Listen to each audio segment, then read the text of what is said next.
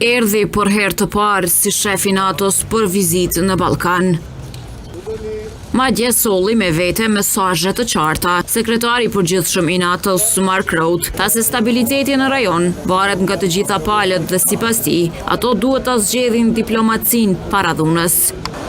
Pas takimi që zhvilloi me presidentën e vendit Vjosa Osmani, Rutte ka thënë se Kosova e Serbia duhet të bëjnë kompromise të duhura në dialogun e lehtësuar nga Bashkimi Evropian. Sipas tij, të dyja palët duhet të fokusohen në dobitë afatgjate. Ai ka thënë se e kupton që kjo kërkon vendime të vështira, por sipas tij duhet të shihet me pamje më të gjerë. NATO do të vazhdojë të mbështesë plotësisht normalizimin e marrëdhënieve midis Beogradit dhe Prishtinës, udhëhequr nga BE-ja. Është vetmja mënyrë për të zgjidhur çështjet e pazgjidhura dhe për të ofruar të ardhmë stabile dhe që të mbrohen të gjitha komunitetet. Për të shyrë përpara këtë dialog, të dyja palët duhet të shfaqin fleksibilitet, të bëjnë kompromise të duhura dhe të fokusohen në dobitë afatgjate.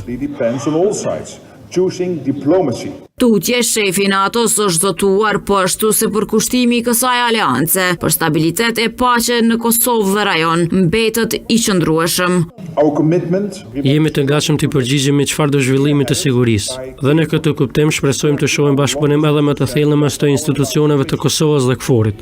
NATO do të vazhdojë të luajë rolin e vet në mandatin e vet për sigurinë e të gjithëve. Këtë e bëjmë në bashkërendim të afërt me policinë e Kosovës, EULEX-in dhe rolet tona përkatëse.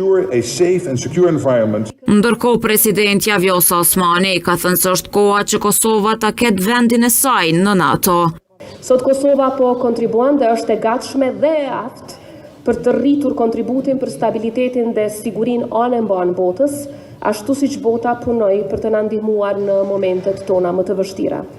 NATO është themeluar mbi vlerat mbi të cilat qëndron edhe vetë shteti ynë. Prandaj edhe synimi ynë strategjik për antarësimin në NATO nuk është thjesht një interes shtetëror i yni, por edhe një domosdoshmëri strategjike për paqen dhe stabilitetin në rajon dhe në gjithë kontinentin evropian. Sekretari i përgjithshëm i NATO-s Mark Rutte është takuar edhe me kryeministrin në detyrë Albin Kurti. Vizita e tij në Kosovë vjen pas asaj që shefi i NATO-s ka zhvilluar në Bosnjë e Hercegovinë.